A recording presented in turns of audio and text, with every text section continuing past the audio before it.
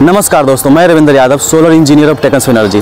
दोस्तों अभी जिस प्लांट की बात करने वाले हैं ये पूरा 25 किलोवाट का हाइब्रिड प्लांट है और ये लगा है पटना के परसा बाजार से लगभग 1 किलोमीटर पीछे ये कुर्थौल जगह है और वहीं पे ये SDV पब्लिक स्कूल जो है उसी के ऊपर में प्लांट लगा है। और ये प्लांट का खासियत क्या है, पहले बात ये जान लीजिए कि यहाँ पे फर्स्ट टाइम सेल कॉलोनी का जो हाई वोल्टेज वाला 20 किलोवाट वाला इन्वर्टर आता है वो वाला इन्वर्टर लगाया है, उसके साथ लिथियम बैटरी लगाए हैं, उसके साथ ये बाईफेशियल मॉड्यूल लगाए हैं। और ये जो मॉड्यूल है ये वारी का भी सबसे जो लेटेस्ट आया है टॉपकन 575 वाट वाला, वो सबसे लेटेस्ट है। चूँकि ये बाईफेशियल मॉड्यूल है तो सबसे लेटेस्ट वाला है और इसका पूरा टेस्टिंग करके दिखलाएंगे ये पैनल कैसे परफॉर्म कर रहा है, कितना अच्छा परफॉर्म कर रहा है, अपना जो इन्वर्टर है वो कितना अच्छा परफॉर्म कर रहा है। बैटरी जो है चूँकि लिथियम बैटरी हाई वोल्टेज वाला फर्स्ट टाइम लगाए हैं, जो आप लोग वीडियो में देखेंगे उजला कलर का जो बैटरी आता है वो वाला लगाए हैं, उसका इंस्टॉलेशन कैसे कैसे किए हैं, कितना अच्छा से किए हैं और क्या कॉस्ट है, इस सारा इसमें डिस्क्राइब करने वाले हैं। तो ये वीडियो आपके लिए बहुत इंटरेस्टिंग होने वाला है। तो ये वीडियो को पूरा डिटेल जानने के लिए हमारे चैनल को सब्सक्राइब कीजिए, बेल आइकन हिट कीजिए। दोस्तों इस मॉड्यूल की बात करें तो ये है वारी का 575 वाट वाला मॉड्यूल और इस मॉड्यूल का डिस्क्रिप्शन ये है कि इसका VOC है 51.26 वोल्ट और ISC है 14.23 एम्पियर। बट अगर इसका एक्चुअल में अभी मेजर करते, चूँकि अभी टाइम हो गया है 8:30 और इस टाइम पे इसको मेजर करके देखते हैं कि इसका VOC और ISC क्या मिल रहा है। फर्स्ट ऑफ ऑल तो ये पॉइंट है, चूँकि अभी जो VOC ISC मिलेगा थोड़ा सा जैसे जैसे टाइम गैप आगे बढ़ता जाएगा थोड़ा सा VOC डिक्रीज होगा और ISC बढ़ता चल जाएगा। दूसरा कि उस टाइम पे कितना परफॉर्म कर रहा है और अभी कितना परफॉर्म कर रहा है आपको ये दिखलाते हैं। नेक्स्ट इसमें आता है कि इसका साइज, लोगों के मन में डाउट होगा कि अगर 575 वाट वाला प्लेट है तो इसका साइज कहीं बड़ा तो नहीं हो गया। 40 वाट का प्लेट आता था या 550 वाट का वही साइज है, मतलब कि 114 सेंटीमीटर इसका चौड़ाई है और जो लंबाई है 228 सेंटीमीटर वही है, मतलब सेम साइज में सेम फ्रेम में आपका ये वाला प्लेट आ जाएगा। तीसरा है कि इसका कॉस्ट जनवे करते हैं कि अभी सरकार जो है टैक्स में रिबेट दी है जिसकी वजह से ये थोड़ा सस्ता हो गया है। तो अभी जो नॉर्मल प्लेट आता है, नॉर्मल जो 550 वाट वाला 540 वाट वाला जो प्लेट आता है, मोनोपर्क जो प्लेट आता है बाईफेशियल का, उससे लगभग 1 से 1.5 रुपये महंगा है ये बस, और अदर कंपनी से लगभग 1 से 1.5 रुपये महंगा है। तीसरा है पॉइंट आता है कि ये अच्छा परफॉर्म करेगा कि नहीं क्या करेगा। तो ये चूँकि ये नया प्लेट है तो ये लगाना चाहिए कि नहीं लगाना चाहिए, तो आप ये आँख मूंद के लगा सकते हैं क्योंकि अदर जो प्लेट है वो उसमें सिमिलरिटी है, बस इसमें फ़र्क क्या है कि इसमें जो बस बार है वो 16 कर दिया है, ठीक है। बाकी में 10 बस बार आता था, 9 बस बार आता था, लेकिन इसमें 16 बस बार कर दिया है, मतलब कि बस बार बढ़ा दिया जिसकी वजह से इसका जनरेशन थोड़ा सा बढ़ गया है। तीसरा पॉइंट इसमें आता है कि आपको क्या है कि इसमें बाईफेशियल है, तो अगर आप बाईफेशियल का फ़ायदा लेना चाहते हैं तो भी ये प्लांट लगा सकते हैं, ठीक है। चौथा जो पॉइंट है कि जिसके पास जगह थोड़ा बहुत कॉम्पैक्ट है लेकिन उनको थोड़ा ज़्यादा कैपेसिटी का सोलर प्लांट लगाना है तो ये लगा सकते हैं, क्योंकि जनवे करते हैं 575 वाट में है। इसी सेम साइज में अगर अदर पैनल लगाते हैं तो 550 वाट मिलेगा, 540 मिल सकता है, 530 वाट मिलेगा। तो ये भी बड़ा फैक्टर है मॉड्यूल चूज करने का, ठीक है। अब ये मॉड्यूल का तो डिस्क्रिप्शन हो गया, अब इसका हम टेस्ट करके दिखलाते हैं मल्टीमीटर से कि अभी इसका VOC और ISC क्या मिल रहा है, ठीक है। यहाँ माइनस लगा लिए और इस पैनल का प्लस में लगा लिए, देखते हैं कितना VOC है। तो 48.9 वोल्ट है, इट मीन्स कि लगभग 49 वोल्ट ये VOC निकाल के दे रहा है, ठीक है, 49 वोल्ट। ओके, अब इसका ISC चेक करते हैं। ओके, निकालिए, 49 वोल्ट आ गया। ओके, अभी मल्टीमीटर को सेट कर लिया हमने एम्पियर पे, अब इसे एम्पियर पे कनेक्ट कर रहे हैं, ठीक है। कितना एम्पियर दे रहा है लगाइए, कितना दे रहा है, अभी आ रहा है लगभग 5 एम्पियर, ठीक है। अभी 7:30 बजे 5 एम्पियर दे रहा है और फिर इसको हम चेक करेंगे लगभग 10 बजे, ठीक है। चलिए निकालिए। तो आपने देखा कि यहाँ पे उसका VOC है वो कितना मिला और ISC कितना मिला, मतलब कि अभी जो 7:30 बजे का टाइमिंग है इस टाइम पे हमको कितना मिला, लगभग 5 एम्पियर निकाल के दे रहा है ये प्लेट, जो कि इसमें रेटेड है कितना 14.26 एम्पियर। लेकिन इसका जो VOC है वो रेटेड है 51.23 वोल्ट, लेकिन अभी हमको निकाल के दे रहा है लगभग 49 वोल्ट, मतलब बहुत ज़्यादा है। क्योंकि ये बाईफेशियल है तो उसका भी बेनिफिट मिल रहा है। तीसरा कि जब इसका सतह अगर और बढ़िया बना दिया जाएगा, जो प्लास्टिक पेंट होता है उससे अगर इसको कलई कर दिया जाएगा तो और भी इसका बेनिफिट मिलेगा, मतलब इसका जनरेशन और ज़रा बढ़ जाएगा, क्योंकि लाइट को रिफ्लेक्ट करेगा, इसकी वजह से बढ़ जाएगा। तीसरा कि इसका इंस्टॉलेशन सबसे ज़्यादा, ये लगाना बड़ी बात नहीं है लेकिन इसका इंस्टॉलेशन सबसे ज़्यादा ध्यान से करना होगा। अब बात आती है कि इसका इंस्टॉलेशन का, तो इसके इंस्टॉलेशन में ध्यान रखना था कि इसके स्ट्रक्चर का कि क्या हाइट होने वाला है, क्या क्या यूज करने वाले मटेरियल्स। तो यहाँ पे कस्टमर का कहना था या तो एक ज़्यादा हाइट दे दीजिए ताकि आदमी इसमें इजीली इंटर कर सके, लेकिन ज़्यादा हाइट इसलिए नहीं दे सकते थे क्योंकि यहाँ पे रोड है बाजू में और उसके बाद यहाँ सीधा यही बिल्डिंग है, तो यहाँ विंड प्रेशर सीधा सीधा इसी पे इफेक्ट करता, तो वो हम करना नहीं चाहते थे। तो इसका मतलब है कि हमको इसका हाइट जो है या तो कमर के पास दे या फिर सर के ऊपर दे, तो सर के ऊपर देंगे, अगर थोड़ा बहुत नीचा भी दे दिए तो आके कोई ना कोई टकरा जाएगा। लेकिन अगर हम थोड़ा इतना के आसपास देते हैं तो कोई भी आएगा तो संभल के इसको इजीली इंटर करेगा। तो ये सारा कुछ, चूँकि यहाँ पे स्कूल है, स्कूल पे यहाँ पे बच्चा आता ही खेलने के लिए, इधर आना ही है, आदमी को इधर आना ही है, साफ सफाई करने भी आना ही है, ठीक है। चूँकि यहाँ पे मूवेबल एरिया है तो इस वजह से भी यहाँ एवरेज हाइट दिया, और चूंकि ये बाइफेशियल पैनल है तो इसका भी बेनिफिट मिल सके, इस वजह से ये हाइट दिया है। तीसरा पॉइंट है कि इसमें हमने ये स्ट्रक्चर जो यूज किया है वो GI का यूज किया, उसके साथ इसका यहाँ पे जो नट बोल्ट है और उसका मिड क्लम जेड क्लम सारे के सारे मतलब GI का है। और यहाँ पे कोई भी ऐसा मिसमैच नहीं किया है, ताकि क्योंकि थोड़ा सा भी मिसमैच होने से क्या होता है कि उसका लाइफ घट जाता है। उसके बाद यहाँ पे फास्टनट वर्क करने के बाद ही यहाँ पे ढलाई किए हैं, सब पे फास्टनट वर्क हुआ है। अब उसके बाद यहाँ जो ढलाई करवाए मतलब इसका सिविल वर्क जो किया है उसका जो विड्थ है, ये विड्थ है 14 इंच बाई 12 इंच। चूँकि ये लो राइज में है तो ये मतलब सारा कुछ वेट मैनेज करते हुए यहाँ पे इसका ये डिस्टेंस दिया है, ठीक है। 14 इंच बाई 12 इंच का इसका गैप दिया है। फ्रेम में जो टोटल नंबर ऑफ प्लेट है वो 30 है, ठीक है। लेकिन हमको चूँकि लगाना था 25 किलोवाट का, तो जो अदर प्लेट है वो ऊपर लगाया, आपको वो दिखलाते हैं। इस प्लेट से जो इन्वर्टर को कनेक्ट किया, वो जो तार यूज किया है वो हमने यूज किया है 4 mm का, चूँकि एक ही स्ट्रिंग है। अब इस इंस्टॉलेशन का जो अगला पार्ट है वो आता है इसके वायरिंग का। तो वायरिंग में खास ध्यान रखना है उसके वायर का, वायर के थिकनेस का, दूसरा कि उसके पाइपिंग का। चूँकि वायरिंग तो कर दीजिएगा लेकिन पाइपिंग नहीं कीजिएगा तो उस तार का लाइफ ऐसे ही कम हो जाता है। चूँकि सब UV प्रोटेक्टेड रहता है लेकिन पाइप यूज करना ही पड़ेगा, और वो भी पाइप थोड़ा हेवी वाला, ताकि इस पर चढ़ भी जाए तो ये टूट ना हो, ये ध्यान आपको रखना पड़ेगा, ठीक है। कितना मारेंगे टूट ही होगा। मतलब ये हेवी वाला 2 mm का जो पाइप है जो छत में डालता है, अंदर में छत के वायरिंग में जो डालते हैं वो वाला पाइप आपको यूज करना पड़ेगा, तो वो वाला पाइप यूज किया है। अभी टाइम हो गया है 8:20 और इस टाइम चेक करते हैं कि अभी अपना VOC और ISC क्या मिल रहा है उस पैनल का। तो अभी VOC मिल रहा है 48.53 वोल्ट, इट मीन्स कि आधा वोल्ट घट गया है 1 घंटे में। तो एम्पियर कितना बढ़ गया है? एम्पियर 2 एम्पियर बढ़ गया, मतलब 6.95 एम्पियर दे रहा है, मतलब कि 2 एम्पियर बढ़ गया है। जैसा कि मैंने पहले बताया कि टाइम इंक्रीज होने के साथ साथ टेम्परेचर इंक्रीज होता है तो वोल्टेज क्या हो डिक्रीज होता है और एम्पियर बढ़ना शुरू होता है। और देख रहे कि अभी जब स्टीम कंप्लीट हो गया है तो एक में मिल रहा है 973 वोल्ट और दूसरे में कितना मिल रहा है वो चेक कर लेते हैं। और उसके बाद अर्थिंग से कनेक्टिविटी चेक कर लेते हैं, अर्थिंग से कनेक्टिविटी इसका सही है। नेक्स्ट दूसरा स्ट्रिंग भी चेक करना है, तो दूसरे स्ट्रिंग में लगा के देखते हैं तो उसमें भी कितना मिल रहा है 974 वोल्ट। इसका मतलब है कि 1 वोल्ट का डिफरेंस, मतलब वो भी स्ट्रिंग मेरा पूरा कंप्लीट है, तो उसको भी अब ऑन कर देंगे। उसका भी अर्थिंग से कनेक्टिविटी चेक कर लेते हैं, वो भी मतलब बढ़िया है। अब उस एक बार फेज चेंज कर लेते हैं, ठीक है। चूंकि एक बार प्लस में चेक किया अर्थिंग से, अब माइनस में चेक कर लेते हैं, मतलब माइनस में भी सेम आ रहा है। इसका मतलब कि अर्थिंग से कनेक्टिविटी अपना सही है, मतलब अर्थिंग सही काम कर रहा है DC में। अब जब पूरा स्ट्रिंग जब कंप्लीट है तो उसको इन्वर्टर में इन कर लेंगे। बट एक काम और रह गया है, वो है इस कनेक्टर का प्रायोरिटी चेक करना, कहीं कनेक्टर उल्टा पुल्टा तो नहीं लग गया हो, तो वो भी हमें पहले चेक कर लेना है। तो देख रहे हैं कि यहाँ भी वोल्टेज सेम आ रहा है, तो मतलब दोनों कनेक्टर को चेक कर लेना है, उसको भी चेक कर लेते हैं, तो उसका भी यहाँ पे सही आ रहा है। बिकॉज कई बार अनवांटेड मिस्टेक यहीं पे हुआ है और ये मिस्टेक बार बार ना हो, इसलिए ये सारा कुछ एक एक करके चेक करके ही इन्वर्टर में इन करना है, तो क्या होगा आपका मिस्टेक नहीं होगा। लेकिन अभी तो हम लोग पूरा इंस्टॉलेशन कंप्लीट कर लिए, लेकिन आपको स्टार्टिंग से बताते हैं कि हमने इंस्टॉलेशन किया कैसे। तो फर्स्ट ऑफ ऑल कि हमारे पास 2 प्लेसेस था, एक नीचे में जिसमें लो राइज लगाना था और एक ऊपर में जिसमें टंकी पे लगाना था हाई राइज में। तो लो राइज में देख रहे हैं कि हमारा पूरा कंप्लीट हो गया है और हाई राइज में भी कंप्लीट हो गया। और ये पानी की टंकी पे है तो यहाँ पे थोड़ा क्रॉस लगाना मुश्किल है, लेकिन चूंकि लगाना यहीं पे था तो ये पूरा कंप्लीट करके लगा लिया है। लेकिन ये कुछ प्लेट और आगे बढ़ाना है तो उधर में क्रॉस लगाएंगे, लेकिन इसमें हैंगर जरूर देंगे, ठीक है। और इस तरह से ये अभी फिलहाल आधा कंप्लीट हुआ है ये स्ट्रक्चर। अब जब पहले इसमें फास्टनट वर्क कर लेंगे, उसके बाद इसका सिविल वर्क कर लेंगे, फिर आगे नेक्स्ट जो भी करना हो करेंगे। उसके बाद नीचे में देख रहे हैं कि पूरा कंप्लीट हो गया, इस पर पर्लिन और आफ्टर पूरा लग गया और फास्टनट वर्क भी हो गया। अब इसमें सिविल वर्क होना बाकी है। अब हमको ये ध्यान देना है कि सिविल वर्क का, ठीक है, क्योंकि जब तक इसमें सिविल वर्क नहीं करेंगे तब तक इस पर सोलर नहीं लगाएंगे।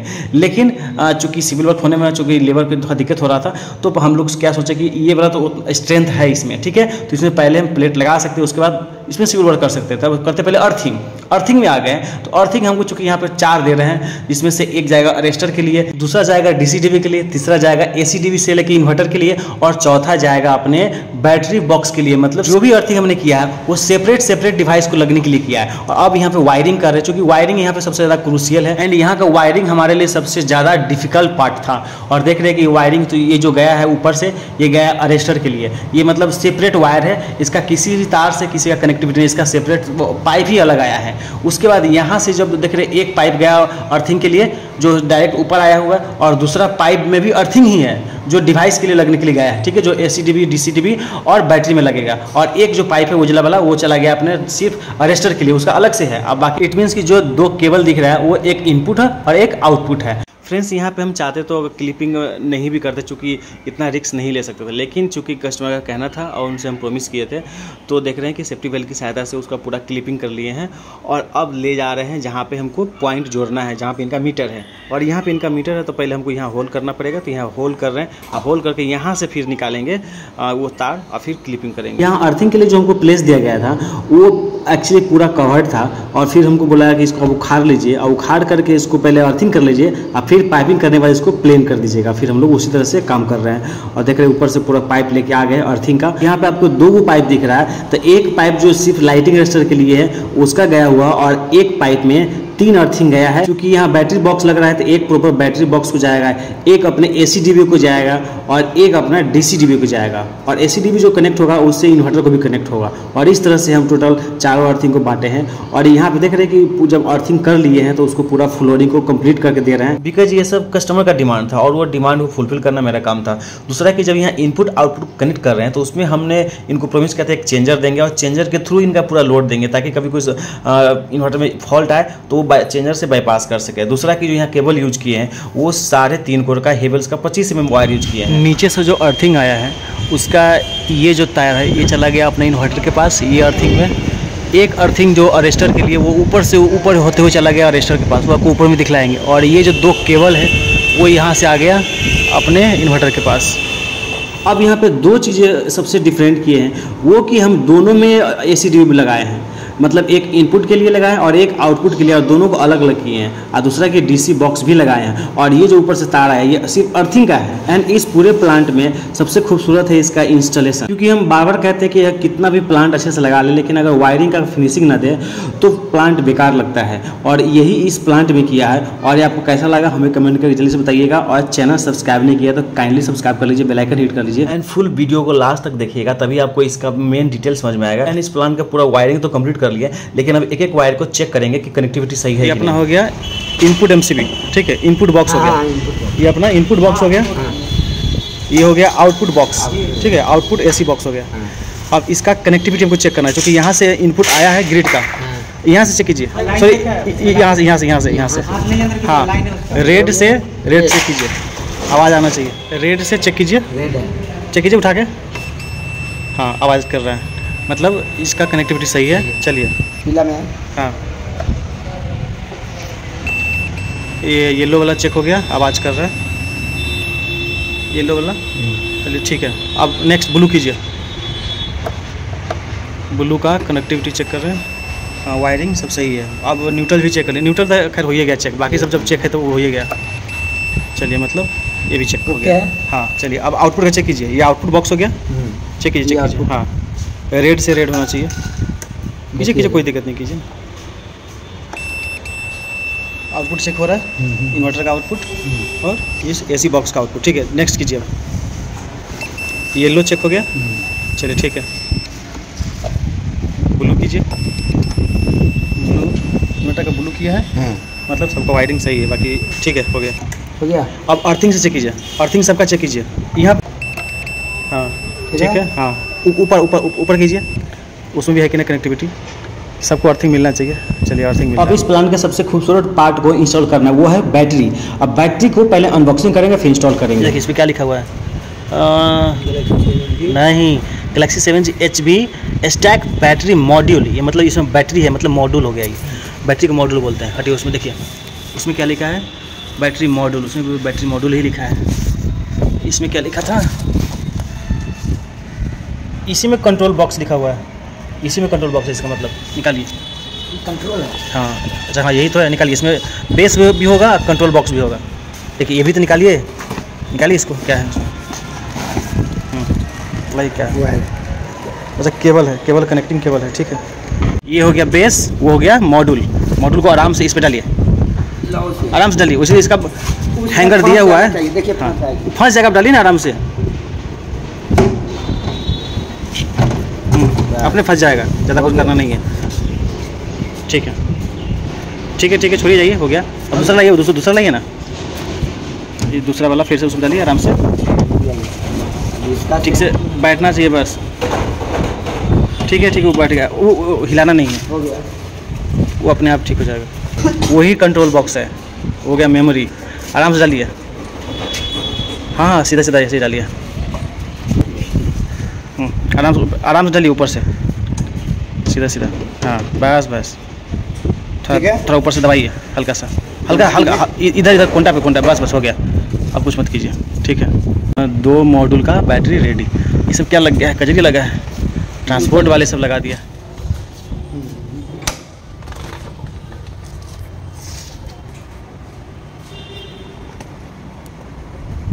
बैटरी वोल्टेज आ गया 211.2 वोल्ट बैटरी है। एसओसी 100%, मतलब पूरा चार्ज है बैटरी अभी, मतलब ये मतलब नया वाला, एकदम नया बैटरी है। सब कुछ सही है, ओके, मॉड्यूल सही है। अब इसको हिला डुला नहीं करना है, इसको ये फिक्स करना है। अब कुछ इंस्टॉलेशन का कुछ पार्ट शेष रह गया था, कुछ मॉड्यूल लगाना, तो वो भी लगा रहे हैं। उसके बाद इसका फिर वायरिंग करेंगे। वायरिंग में हमको ध्यान देना है कि चूंकि 2 पार्ट में लगा है सोलर मॉड्यूल, तो इस मॉड्यूल को उसके साथ जोड़ने में जो हम वायरिंग यूज करना है उसको भी खास ध्यान रखना है, ताकि कहीं से ब्रेक ना हो। पाइपिंग का ध्यान रखना है। उसके बाद वायरिंग जो क्लिपिंग है वो भी ध्यान रखना है, बिकॉज ये जो क्लिपिंग कर रहे हैं ये MC4 कनेक्टर के लिए कर रहे हैं, और ये थोड़ा भाई लूज नहीं होना चाहिए। चूंकि थोड़ा भी लूज रहेगा तो कनेक्टर तो लगा हुआ लगेगा, लेकिन वो अलग अलग दिखेगा, अलग अलग, चूंकि करंट नहीं आएगा। हाँ ठीक है, नहीं कवर नहीं लगेगा, सीटी नहीं ना लगेगा, ये बताइए। चलिए, सीटी की जरूरत नहीं है, सीटी की जरूरत नहीं है, यहाँ सीटी पैरेलल में क्या होता है, जब 2 इन्वर्टर लगता है ना, तो क्या होता है कि जब लोड चलता है, अगर वो नहीं लगाते हैं तो क्या होता है पता है, एक ही इन्वर्टर से लोड चलना शुरू हो जाता है।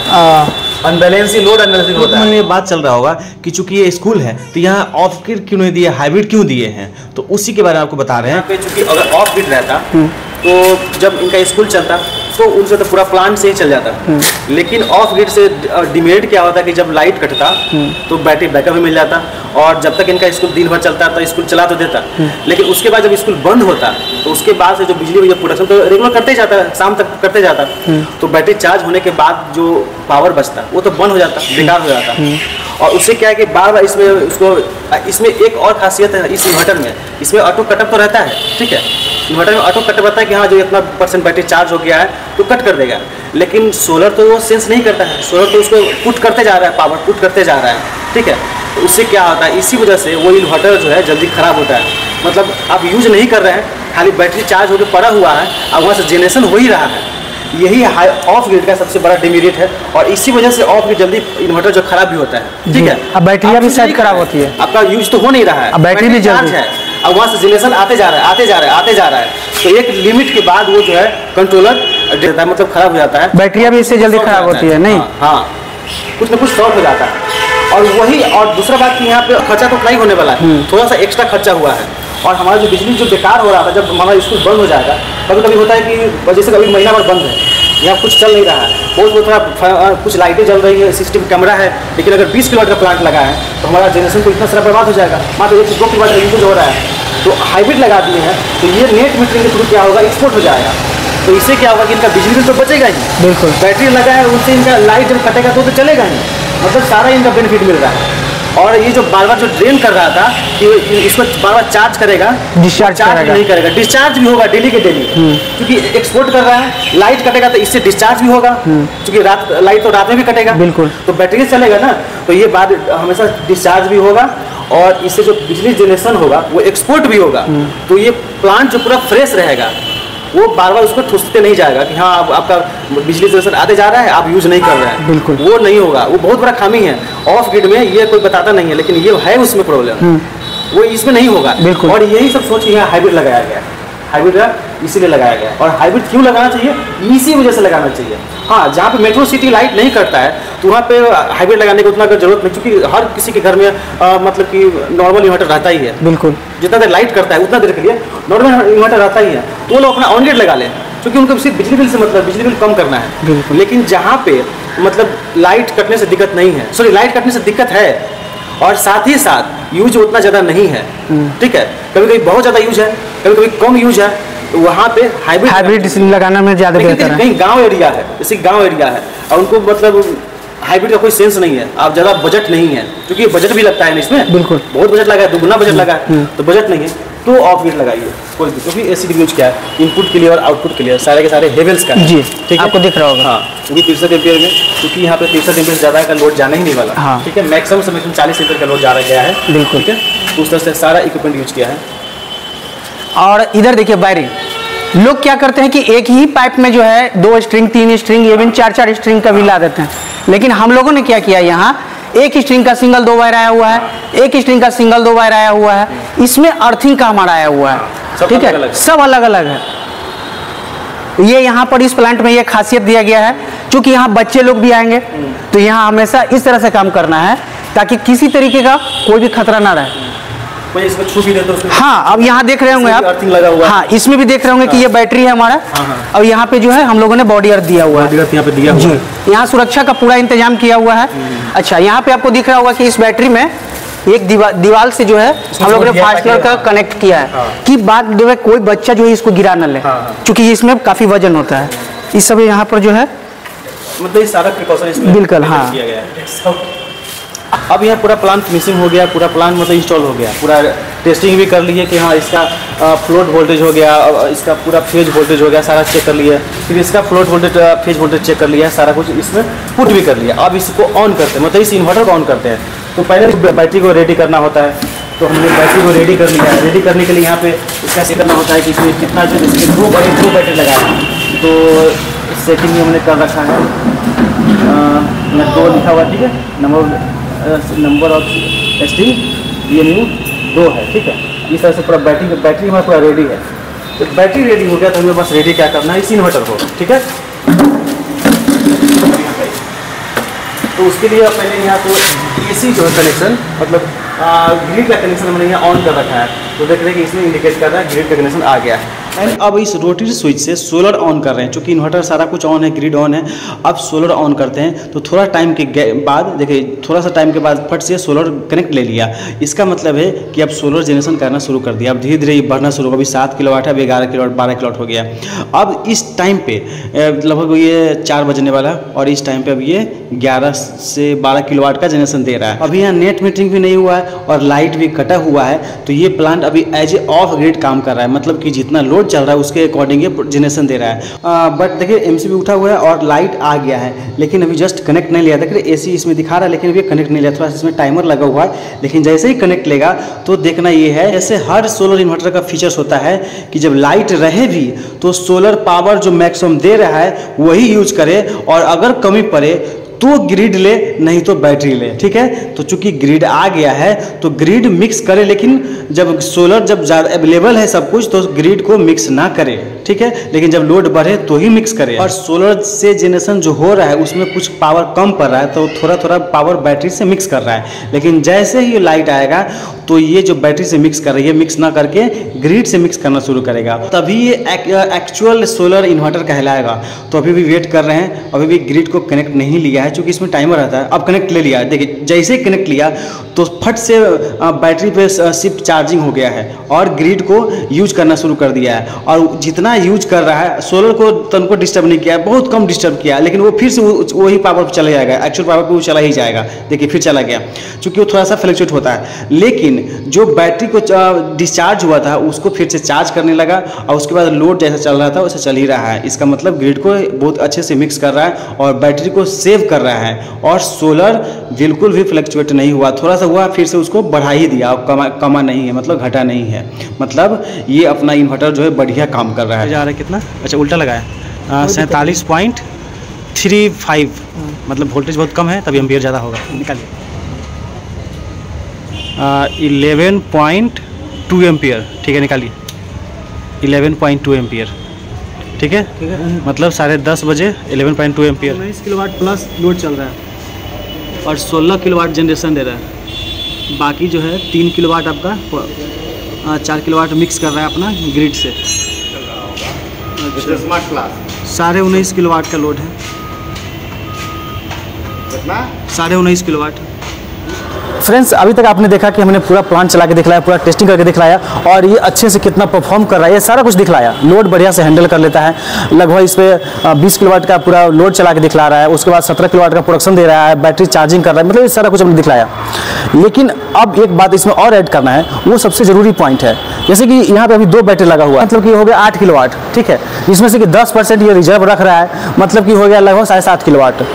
दूसरा कि ये है 20 किलोवाट का, लेकिन उसके साथ हम मात्र 8 किलोवाट का बैटरी लगाए हुए हैं और जब लोड चला रहे हैं 20 किलोवाट का तो इसमें कुछ दिक्कत आने वाला है। वही दिक्कत आज इसमें हम डिस्कस करने वाले हैं और इसीलिए ये पार्ट इसमें ऐड करना जरूरी था, क्योंकि हम सारी अच्छी बातें बता सकते हैं लेकिन कुछ लिमिटेशन है वो भी बताना जरूरी है। वो लिमिटेशन क्या है बताते हैं, आइए। जैसे कि हम 20 किलोवाट के साथ अगर हम 8 किलोवाट का बैटरी लगाए हैं तो इस प्लांट पे 8 किलोवाट का ही डायरेक्टली लोड चला सकते हैं, बाकी को हम नेट मीटरिंग के थ्रू, एक्सपोर्ट के थ्रू हम अपना इसका फायदा ले सकते हैं, ठीक है। इट मीन्स कि अगर हम 20 किलोवाट का इन्वर्टर लगाए हैं, 25 किलोवाट का सोलर लगा दिए हैं और यहाँ पे बैटरी मात्र 8 किलोवाट लगाए हैं, चूँकि ये लिथियम है, इसमें कुछ लिमिटेशन है, वो भी आपको आगे डिस्कस करेंगे।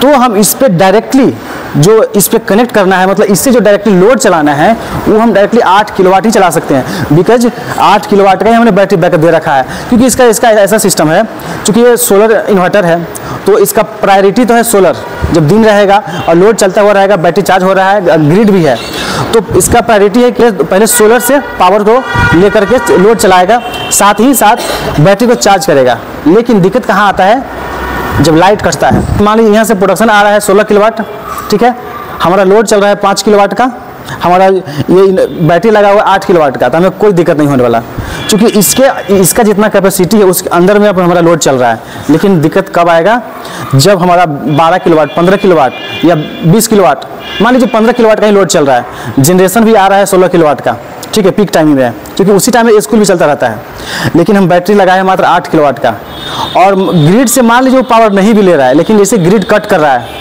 जैसे ही वो ग्रिड कट करेगा वहाँ पे दिक्कत आता है। और खामी नहीं है, ये आप लोगों का खामी है, इसलिए हमारी खामी है। अगर हम आपको ये बता दें 20 किलोवाट के इन्वर्टर पे, 25 किलोवाट के सोलर पे आपको हम पूरा लोड चला के दिखला देंगे तो लोड तो चलवे करेगा। लेकिन अगर इसको पूरा पीसीयू की तरह चलाना है तो ग्रिड का सप्लाई नहीं दीजिए, पूरा मतलब सिर्फ इस सोलर पे इसको पहले ऑपरेट कर लीजिए, धीरे धीरे लोड बढ़ा करके पूरा चलाते रहिए दिन भर, ठीक है। तो उसमें क्या होगा कि आपका कोई फ्लक्चुएशन नहीं है, क्योंकि कुछ भी लोड शिफ्टिंग नहीं है, क्योंकि ये सारा कुछ हो रहा है लोड शिफ्टिंग की वजह से। क्योंकि इसमें रिले लगा हुआ है, उसमें 10 सेकंड का टाइम गैप है, ठीक है, तो रिले लगा हुआ है, तो जो लोड शिफ्ट करता है, तो रिले जब कट मारता है, टाइमर उसमें लगा हुआ कट मारता है, तो लोड शिफ्ट करता है, तो शिफ्ट करता है तो पहले प्रीफरेंस देता है फर्स्ट, जो उसका प्रायोरिटी है उस पर, तो फर्स्ट प्रायोरिटी लोड में क्या है, बैटरी है, इसीलिए पहले बैटरी पे लोड आता है, इस वजह से है। तो बैटरी अगर हम ज़्यादा पावर का लगाएंगे तो दिक्कत नहीं आएगा, लेकिन अगर कम पावर का बैटरी लगा करके सीधे हम बोलेंगे कि हमको स्टार्ट करके दे दीजिए, फिर आप ये बात समझिएगा नहीं, आप सीधे पूरा लोड डाल दीजिएगा तो वहाँ पे दिक्कत आएगा। लेकिन अगर सारा कुछ समझते हुए अगर ये प्लांट लगाते हैं तो इससे बढ़िया कोई प्लांट नहीं है। और अब अभी तो ये हम लगा के इनको चारों को दिखला दीजिए, क्योंकि हमको पहले इनका डर दूर करना था कि फर्स्ट ऑफ ऑल हमको लगा के दिखलाइए कि हमारा प्लांट वर्क करता है कि नहीं करता, क्योंकि नया प्लांट है, नया मतलब ये पूरा टेक्नोलॉजी नया है, तो पहले ये डर होता है, हर किसी के पास होता है, जो कि बहुत सारा इसमें इन्वेस्टमेंट लगता है। और हाँ, पहले बताया था कि इसका बजट का बताएंगे, तो चूंकि यहाँ 25 किलोवाट का हम लोग प्लांट लगा रहे हैं, जिसमें अभी बैटरी बैकअप तो हम मात्र 8 किलोवाट दिए हैं, लेकिन ये बैटरी बढ़ेगा, लगभग 1 सप्ताह में बढ़ेगा, अपग्रेड होगा, क्योंकि ये सक्सेसफुल रन हो गया है। तो कस्टमर का कहना है कि हमें बढ़ा दीजिए, कोई दिक्कत नहीं है, अब डर हट गया है।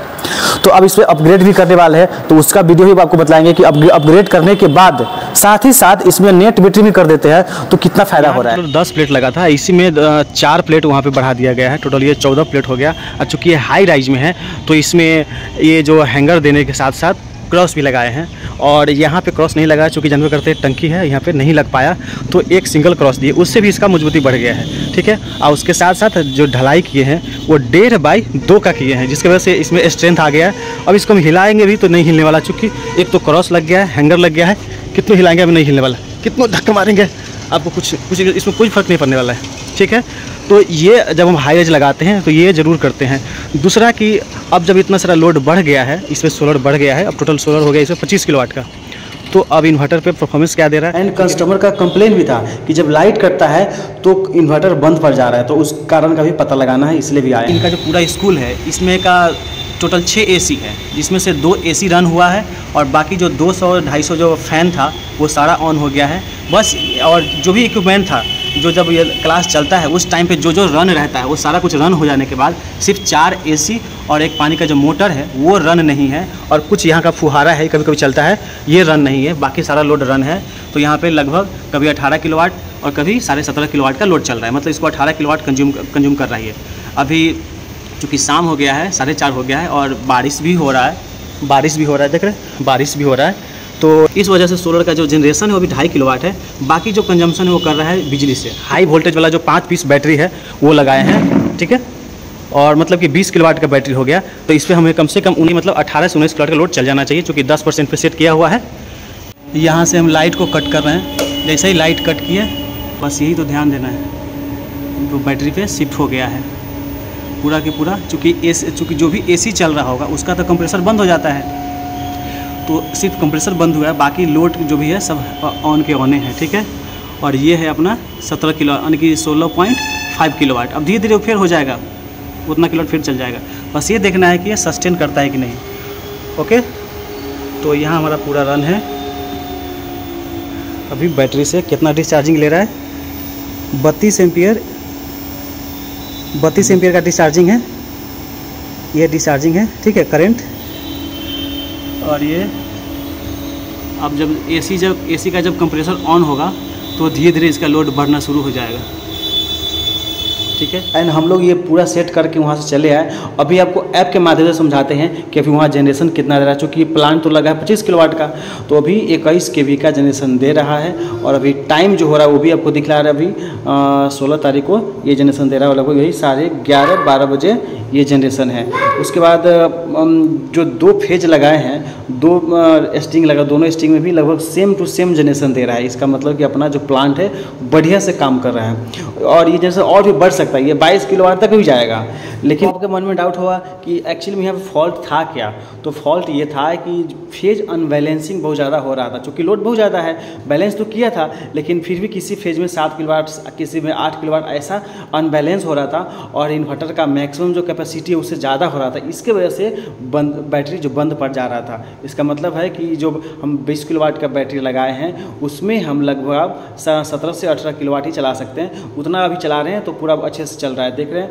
और ये आज का दिखला रहे हैं, जब अभी वीडियो अपलोड कर रहे हैं तो आज का जनरेशन है। और फिर पीछे भी चलेंगे तो देख रहे हैं कि इसमें मैक्सिमम जनरेशन कितना दिया और किस टाइम पे दिया है, मतलब जितना लोड चला है उसके अकॉर्डिंग ये जनरेशन दिया है, और जैसा मौसम रहा है वैसा जनरेशन दिया है, ठीक है। और मतलब कि दिन में इनको बिजली बिल लग ही नहीं रहा है, और जब नेट मीटरिंग कर लेंगे तो बिल्कुल ही नहीं लगा। देख रहे हैं 131 यूनिट यूज है और 95.6 यूनिट प्रोडक्शन दे दिया है, मतलब इनको बिजली बिल बिल्कुल कम लग रहा है। जो रात में यूज हो रहा है और मॉर्निंग में थोड़ा बहुत हो रहा है वही लग रहा है। उसके बाद अब इस डाटा से समझाते हैं कि किस डेट को कितना यूनिट सोलर प्रोडक्शन किया है और कितना इनका टोटल यूज हुआ है पूरे 24 घंटा में। उसके बाद फिर एक दूसरा डाटा आता है, उस डाटा से समझेंगे कि हमारा चूँकि आज का तो प्रोडक्शन ये दे दिया, अब इसको पीछे ले चलते हैं, ठीक है। अब इस डाटा में चलते हैं, चार्ट वाले में, और इस चार्ट से समझते हैं कि आज किस टाइम पे कितना प्रोडक्शन दिया, और चूँकि मौसम की वजह से भी डिफरेंस हो सकता है। और फिर इसके पीछे वाले डेट में जाके चेक कर सकते हैं, और देख रहे हैं कि एक टाइम पे ये 22.81 किलोवाट का इसका यूज था, और उस टाइम पे चूँकि मौसम जैसा रहा होगा 12.81 का जनरेशन था। और इस तरह से पूरा आगे तक चेक कर सकते हैं। फिर एक बार और इसके पीछे चलते हैं, ठीक है, और एक दिन और पीछे चलते हैं, और उस टाइम पे देखते हैं कि उसमें क्या प्रोडक्शन रहा। तो इसको जैसे इधर घसकाएंगे तो आपका जनरेशन और प्रोडक्शन दिखाता जाएगा, मतलब प्रोडक्शन और कंजम्पशन दिखाता जाएगा। फिर इसको आगे ले चलते हैं, और इस पॉइंट पे देख रहे हैं कि जब लगभग 10:55 था तो लगभग 22 किलोवाट का जनरेशन था और 15.23 का यूजेज था। अब देख रहे हैं कि फिर से वही, उसके बाद 21 उसका फिर आगे 18.81, मतलब 18-19 किलोवाट का लोड चलता है, कोई दिक्कत नहीं होता है। लेकिन जैसे 19 किलोवाट पार होता है तो कोई ना कोई फेज में, एक फेज में ज़्यादा होता है। ये ना कि सब फेज में लगभग 7 किलोवाट के अंदर में रहता है, नहीं, किसी एक फेज में 7 किलोवाट से जैसे ज़्यादा होता है तो अनबैलेंसिंग हो जाता है। इट मीन्स कि इससे निष्कर्ष ये निकल के आता है कि आप जितना किलोवाट का इन्वर्टर लगा रहे हो, उतना किलोवाट का बैटरी लगाइए, फिर उतना किलोवाट का आप लोड चलाइए, फिर आपको कोई दिक्कत नहीं होगा। And friends, last but not least, अभी तक आपने मेरा चैनल सब्सक्राइब नहीं किया तो काइंडली सब्सक्राइब कर लीजिए, बेल आइकन हिट कर लीजिए। एंड अगर ये वीडियो पसंद आता है तो लाइक ज़रूर कीजिएगा और शेयर भी करते चलिए। और अगर इंस्टॉल करवाना है तो ये नंबर फ्लैश कर रहा है, इस पर आप हमसे संपर्क कर सकते हैं।